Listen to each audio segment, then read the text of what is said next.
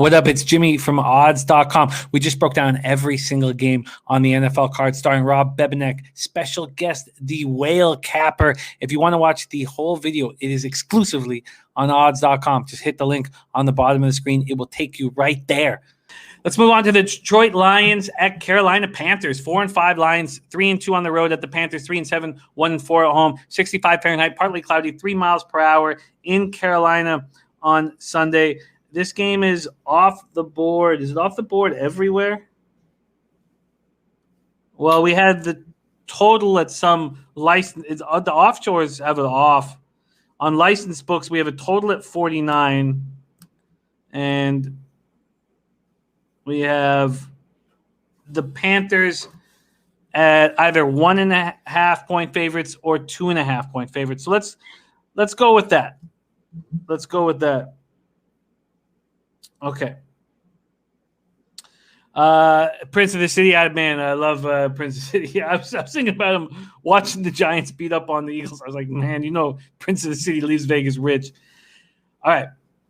Lions won their first home game in over a year on Prater's 59-yard field goal as time expired to get the Lions past Washington 30-27. Prater set an NFL record by making multiple 50-yard field goals in the game for the 7th time. And it was funny because I mentioned him before the game on our shows last week because he was 6 for 12 on field goals from 40+.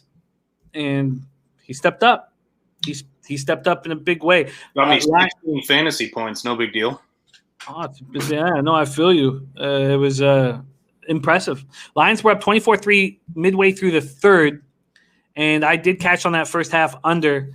And maybe it was a little fortunate there with what Washington did in the Lions side of the field of 4 drives in Lions territory and picked up 3 points. So Stafford finished 24-33, 276 yards, threw 3 touchdown passes, and without a turnover for the first time this season. DeAndre Swift stepped up. Finally, we got to see him step up. First career start. 16 rushes for 81 yards, caught 5 passes for 68 yards. Marvin Jones led the receivers with 8 catches for 96 yards. Kenny Golladay missed his second straight game. He's played just 5 games this year, different injuries. He's questionable to go this week. And Danny Amendola has a hip injury. He's listed as questionable. I don't know if anybody has more information on him. Hala Pulavati Vaitai, offensive tackle, he's questionable. Linebacker Jared Davis, defensive tackle Nick Williams, running back Jamal Agnew are questionable to go this week. Panthers coming off their 5th straight loss, 46-23 at home to the Buccaneers.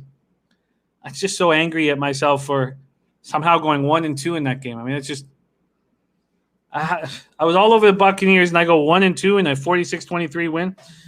Matt Rule said he was unbelievably disappointed in his team's second-half performance. He said the loss was completely unacceptable from every member of that locker room, player or coach. Bridgewater suffered a knee injury late in the fourth quarter of Sunday's game against the Tampa Bay Buccaneers. He had an MRI later that night. No damage to his ACL was revealed. Matt Rule expects him to practice tomorrow. Bridgewater started the game by completing his first 13 passes, including 2 for touchdowns. Carolina finished just 1 for 9 on third downs. Ugly stuff. Slap 25 saying he just read NFL reports. Stafford has a partial tear in his thumb and his throwing hand. You got to figure that's a shutter down for Matt. It's not as far as what I've read. That he's got a thumb injury and he's going to be good to go. But it's important to note. It's very, very important to note. But what I've read that he's going to be able to, or he's going to at least try to play through this at this point. And Slats, could you get if you got that report? I've read that because he's questionable. He's questionable to play, but I took it as he's going to still be good to go. So, but it's a very, very important point. And I expect Bridgewater to play in this game. He went for 18-24 for just 136 yards, 2 touchdowns, 1 interception. And it was a very interesting game for the Panthers. DJ Moore led the receivers with 4 catches for 96 yards. Robbie Anderson and Curtis Samuel combined for 29 yards receiving. The Buccaneers destroyed them in the second half. We can get that more in the Buccaneers breakdown. But Panthers entered the game last in the NFL in third down defense. I mean, they allowed points on 9 straight possessions. McCaffrey's not going to be back in the lineup. Unlikely is the word. Mike Davis, 7 carries for 32 yards. Cornerback Dante Jackson left early in the third quarter, re-injuring his toe. Russell Okung remains out of the lineup. He's questionable. John Miller, another guard, injured his knee Sunday. Take it away, Bebsie. I mean, I don't know how you do a decent analysis in this. There's so many question marks here as to who's playing. Is Bridgewater playing? Is Stafford playing? Is McCaffrey playing? Is Golladay playing? So many of these factors. And this is exactly why it's not up yet. So I don't know how to give a proper breakdown without it. If they're both healthy, it's almost a pick 'em in my mind. I see these two teams as having a ton of the same parallels, a lot of the same problems, a lot of the same strengths, but I just don't know. I don't know how you can properly break this game down not knowing who is playing. I agree. We can move on, but I think that this game should be capped with both quarterbacks playing and no McCaffrey and no Golladay. Yeah,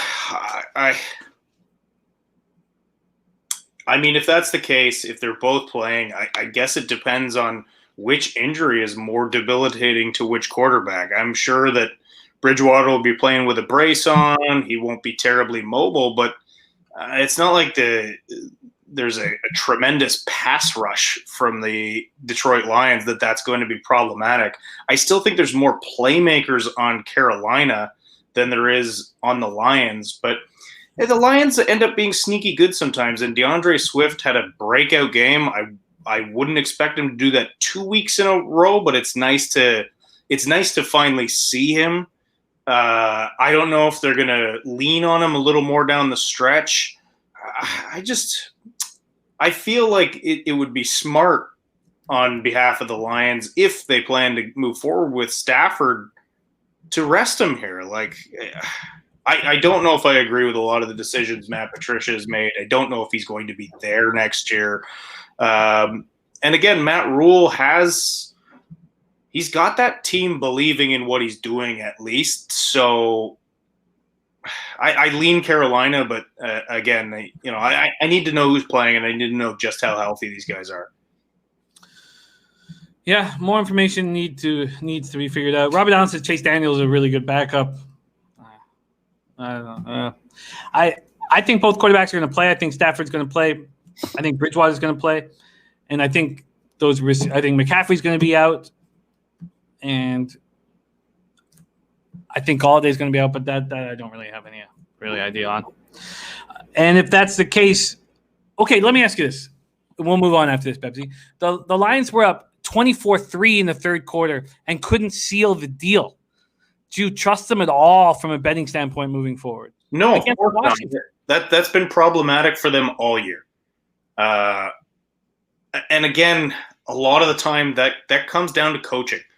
So if you can't protect a lead like that, and that's becoming a trend, then you start looking around. Look what happened in Atlanta. That was happening there. They get rid of their coach. It starts happening less.